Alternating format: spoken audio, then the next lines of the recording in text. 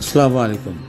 আজকে আমাদের আলোচনার বিষয় হচ্ছে যে ফেসবুক বা ইউটিউবে কিভাবে ভিউজ বাড়ে, রিচ বাড়ে, ফেসবুকে ফলোয়ার বাড়ে বা ইউটিউবে সাবস্ক্রাইবার বাড়ে এবং ইউটিউবে কিভাবে ওয়াচ টাইম বাড়ে।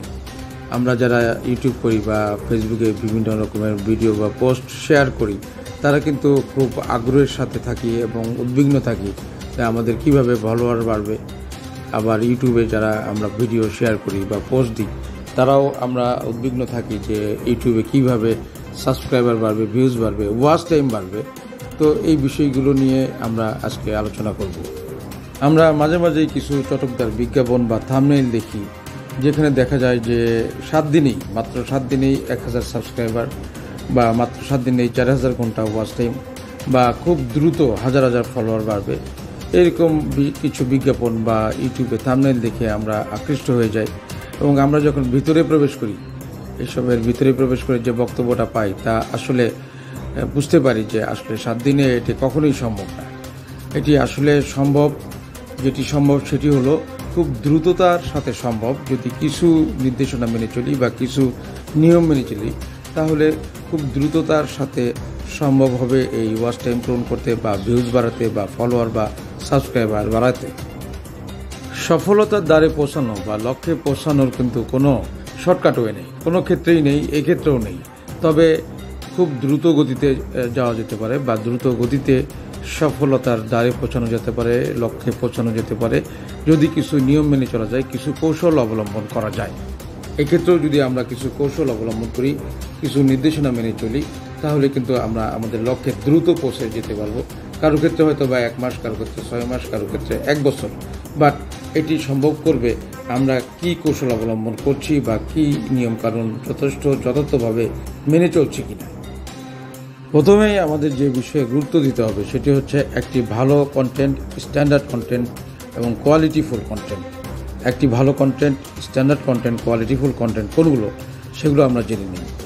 যে কন্টেন্টগুলো খুব দরকারি, প্রয়োজনীয়, শিক্ষণীয়, সৃজনশীল, সুস্থ, বিনোদনমূলক এবং এটি মানুষের পছন্দের হতে হবে, সেইগুলো কিন্তু স্ট্যান্ডার্ড এবং ভালো কন্টেন্ট।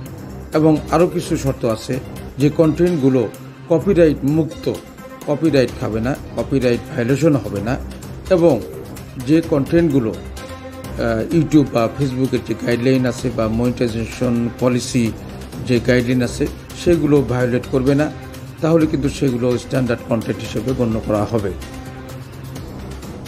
অন্য আরেকটি গুরুত্বপূর্ণ শর্ত হলো যে এটি একটি ইউনিক, একটি মৌলিক প্রকৃতির একটি ভিডিও বা পোস্ট হতে হবে।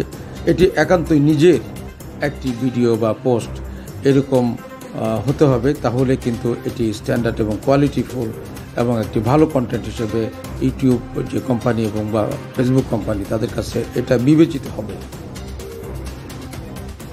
ভালো স্ট্যান্ডার্ড এবং কোয়ালিটিফুল কন্টেন্ট কিন্তু মানুষ দেখে এবং শোনে। এইভাবে যদি মানুষ এই কন্টেন্টগুলো দেখে এবং শোনে, তাহলে কিন্তু ভিউজ অটোমেটিক্যালি বেড়ে যায়। আর যদি দেখার এবং শোনার সময় 15 সেকেন্ডের বেশি সময় নিয়ে তারা দেখে বা শোনে, তাহলে ফেসবুক কোম্পানি বা ইউটিউব কোম্পানি কিন্তু বুঝে ফেলে যে এই কন্টেন্টটা খুব মানুষের কাছে পছন্দনীয় এবং প্রয়োজনীয় এবং শিক্ষণীয় এবং এটি অ্যাকসেপ্টেবল এবং এটা গ্রহণযোগ্য একটি টপিক এবং গ্রহণযোগ্য একটি কন্টেন্ট। সুতরাং তারা কিন্তু এটি বিভিন্ন মানুষের কাছে এটি পৌঁছিয়ে দেয়। এই কারণে রিচ বেড়ে যায়, আর রিচ বেড়ে গেলে ভিউজ অটোমেটিক্যালি বেড়ে যায়।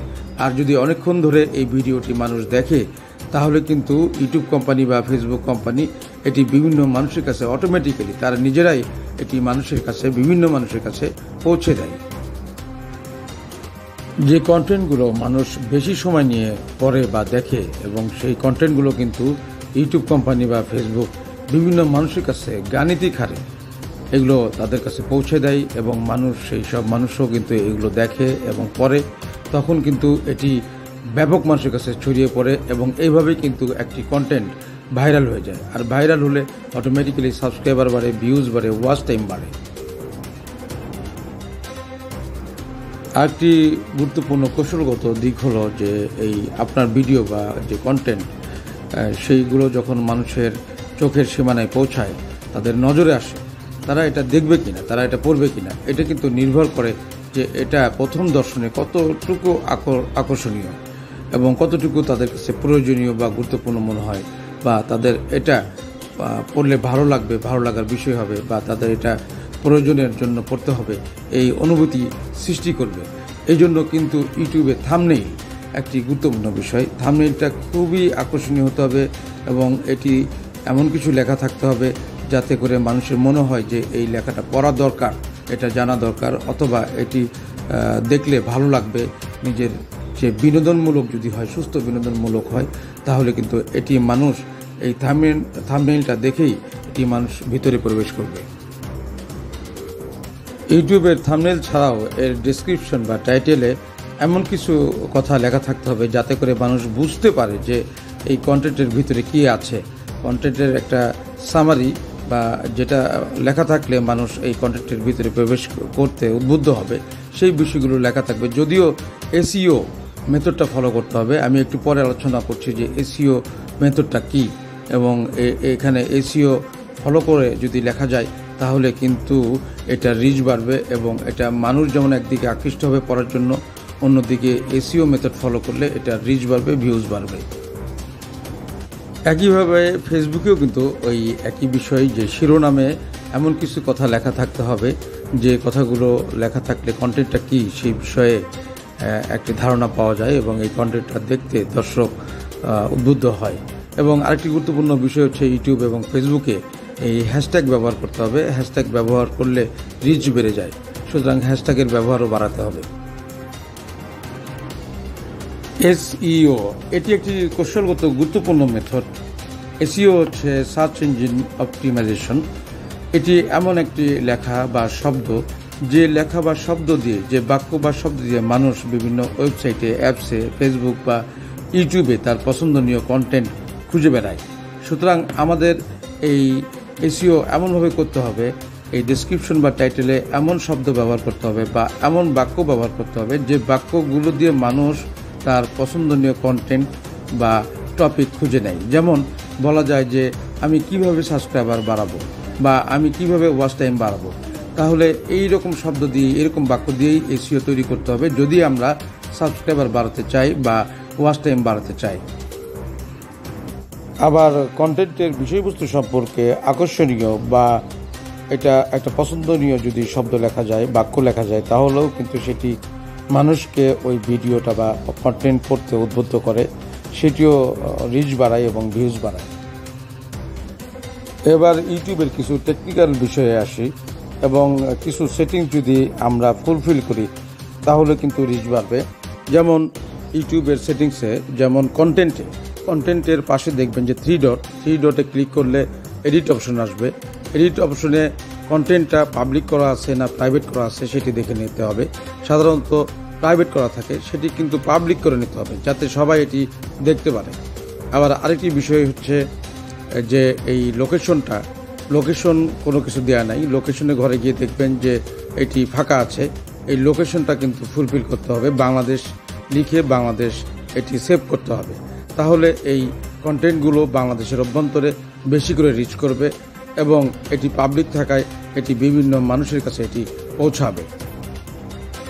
আমরা যদি লোকেশন এখানে যদি বাংলাদেশ না লিখি তাহলে আমাদের কন্টেন্ট যদি ইউটিউব কোম্পানি বিভিন্ন মানুষের কাছে পৌঁছাতে চায় বা পৌঁছানোর পর্যায়ে ওই কন্টেন্টটা থাকে, তাহলে কিন্তু কোন অঞ্চলের মানুষের কাছে পৌঁছাবে এটা নিয়ে তারা কনফিউজড হয়ে পড়ে এবং তারা এটা রিচ করতে চায় না, তখন রিচ করে না। তাই আমাদের লোকেশন এই ঘরটা ফুলফিল করতে হবে, বাংলাদেশ লিখতে হবে এবং ভিজিবিলিটি এইটি কিন্তু পাবলিক করতে হবে। পাবলিক করলে এটা বিভিন্ন মানুষের কাছে এটা চলে যাবে, পাবলিক হয়ে যাবে এই কন্টেন্টটা। অনেকেই লাইভ ভিডিও করে ভালো সুফল পাচ্ছেন। লাইভ ভিডিও করতে গেলে যে নিজের মুখ দেখাতেই হবে এমন কোনো বাধ্যবাধকতা নেই। অনেকেই কিন্তু লাইভ ভিডিও করে ওয়াচ টাইম পূরণ করতে অনেকটা এগিয়ে যাচ্ছেন। যেমন যদি প্রতিদিন 2 ঘন্টা করে লাইভ করেন তাহলে, এবং 20টা মোবাইলে চলে কমপক্ষে, তাহলে কিন্তু 40 ঘন্টা ওয়াচ টাইম হয়ে যাচ্ছে একদিনে। তো এই লাইভ ভিডিও করেও অনেকে এর সুফল পাচ্ছেন, ওয়াচ টাইম বাড়াতে পারছেন।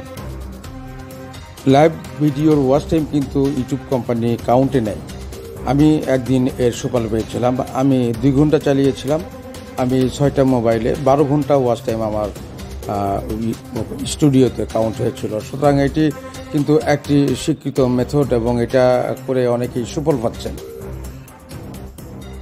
ফেসবুকের বা ইউটিউবের বিভিন্ন কন্টেন্ট যদি আমরা ফেসবুকের বিভিন্ন গ্রুপে শেয়ার করি, বিভিন্ন গ্রুপে আমরা জয়েন হই, সেই গ্রুপে যদি আমরা শেয়ার করি তাহলেও কিন্তু আমাদের কন্টেন্টের ভিউজ অনেক বেড়ে যায়। আবার অনেকে করে সেটি হলো যে অন্য একটি ফেসবুক পেজ খুলে সেখানে নিজের কন্টেন্টটা আপলোড করে সেখানে কিন্তু পেস্ট করে সেখানে তারা বুস্ট করে এবং বুস্ট করার মাধ্যমে সেই কন্টেন্টটা অনেকের কাছে পৌঁছায় যায় এবং এই কন্টেন্টটা অনেকেই এটা ভিউ করে এবং ভিউজ বেড়ে যায় কিন্তু তখন। যাই হোক, এতক্ষণ আমরা ফেসবুক এবং ইউটিউবের বিভিন্ন কন্টেন্টের রিচ কীভাবে বাড়ে, কখন বাড়ে এবং এই ভিউজ কীভাবে বাড়বে, সাবস্ক্রাইবার কীভাবে বাড়বে, ফলোয়ার কীভাবে বাড়বে, ওয়াচ টাইম কীভাবে বাড়বে, এর বিভিন্ন মেথড এবং কৌশলগত দিক এবং ট্রিক্স নিয়ে আলোচনা করলাম। আশা করি আপনাদের অনেকেরই এটি ভালো লাগবে। আপনারা এটা সংরক্ষণে রাখবেন এবং কাছের মানুষদেরকে এটি শেয়ার করবেন এবং আমার এই ভিডিওটা যদি আপনাদের ভালো লেগে থাকে তাহলে আপনারা এই চ্যানেলটিকে সাবস্ক্রাইব করবেন।